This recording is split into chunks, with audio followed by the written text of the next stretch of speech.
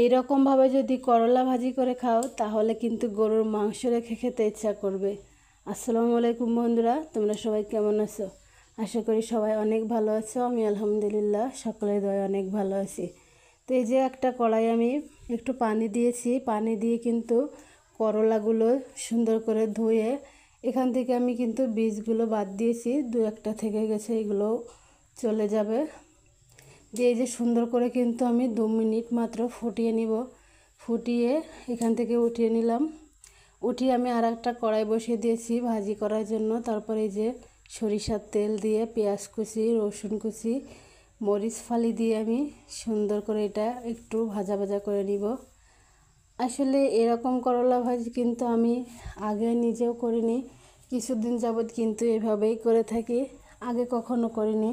এভাবে ভাজি করলে কিন্তু খুবই মজা হয়ে থাকে ভাজিটা। তারপরে এই যে আমি এখানে আলু কুচি দিয়ে দিলাম। আলু কুচি দিয়ে একটুখানি নেড়ে আমি লবণটা দিয়ে দিব। লবণ এখনও দেওয়া হয়নি। লবণ দিয়ে আরও কিছুক্ষণ এভাবেই কিন্তু আমি নেড়ে চেড়ে নেব। এটা যখন আধা সেদ্ধ হয়ে যাবে তখন আমি করলাগুলো দিয়ে দিব। এটা কিন্তু এখন আধা সিদ্ধ হয়ে গেছে, এখানে আমি করলাগুলো দিয়ে দিব। করলাগুলো কিন্তু 20% মতো সেদ্ধ হয়ে গেছে। এখন শুধু এটার কাজই হচ্ছে এভাবে নাড়াচাড়া করা, যাতে নিচে থেকে লেগে না যায়। এভাবেই কিন্তু নাড়াচাড়া করতে করতে ভাজিটা হয়ে যাবে।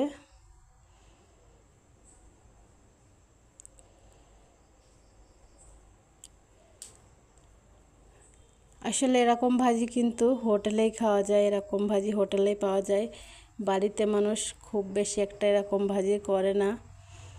আমি কিন্তু সত্যি কথা বলতে এই ভাজিটা হোটেল থেকেই রান্না করা শিখেছি, হোটেল থেকে খেয়ে শিখেছি এটা আমি।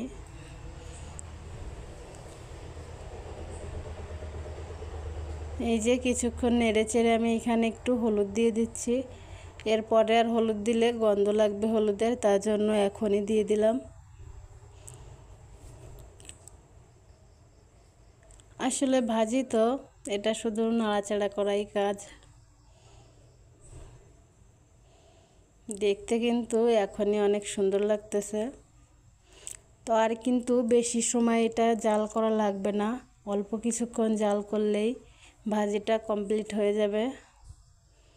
ভাজিটা কিন্তু আমার কমপ্লিট হয়ে গেছে। এই ভাজিটা হচ্ছে সেদ্ধ হয়ে যায়, আবার দেখতে কাঁচা কাঁচা থাকে।